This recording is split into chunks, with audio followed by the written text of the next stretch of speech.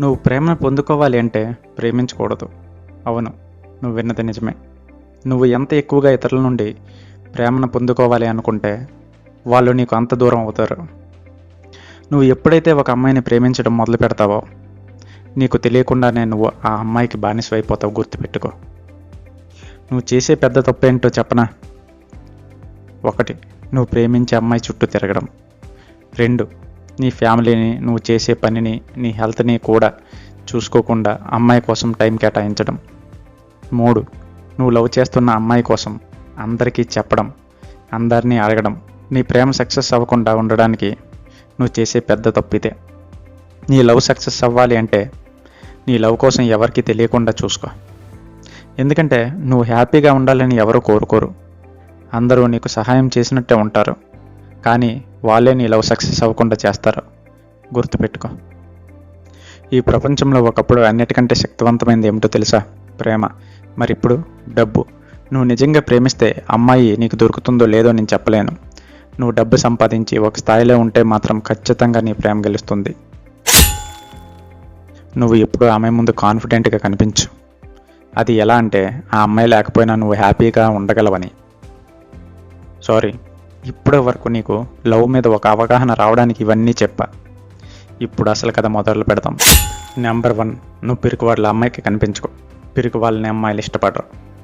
Number 2, నువ్వు love చేసే అమ్మాయి రిచ్ అయితే నువ్వు మాస్ డ్రెస్సింగ్ స్టైల్ మెయింటైన్ చెయ్యు. మాస్ అంటే చప్రీలా కాదు, ఒక విలన్లా. నెంబర్ 3, అదే నువ్వు లవ్ చేసిన అమ్మాయి పూర్ అయితే క్లాస్గా డ్రెస్సింగ్ స్టైల్ చెయ్యు. క్లాస్ అంటే సూట్లు బూట్లు కాదు, సింపుల్గానే అర్థం. నెంబర్ 4, రోజు అమ్మాయి చుట్టూ రౌండ్స్ వేయకు. 3 రోజులకు ఒకసారి మాత్రమే కనిపించు, సరిపోతుంది. నెంబర్ 5, ప్రతి అమ్మాయితో మాట్లాడినట్టే తనతో కూడా మాట్లాడు. తనకు ప్రత్యేక స్థానం ఇవ్వద్దు. తన హైప్ నువ్వు పెంచితే ఆటోమేటిక్గా నిన్ను తక్కువగా చూస్తుంది. నెంబర్ 6, తను ఏమనుకున్నా నిజాలే మాట్లాడు, అబద్ధాలు మాత్రం మాట్లాడకు. తను నీకు కరెక్ట్ అయితే నీతో ఉంటుంది, లేకపోతే వెళ్ళిపోతుంది.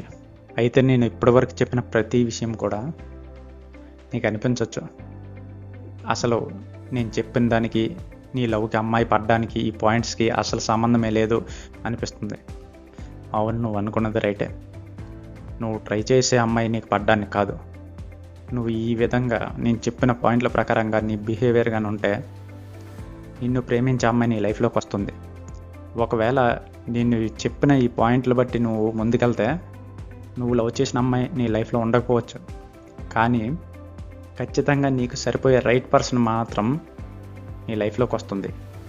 ఇదే బిహేవియర్గా నువ్వు కంటిన్యూ చేస్తే గుర్తుపెట్టుకో. వీడియో నచ్చితే లైక్ చేసి సబ్స్క్రైబ్ చేయి. ఈ వీడియో ఇక్కడ వరకు చూసావంటే నాకు ఒకటి అర్థమైంది, నువ్వు నిజమైన ప్రేమ గురించి ఏదో చూస్తున్నావని.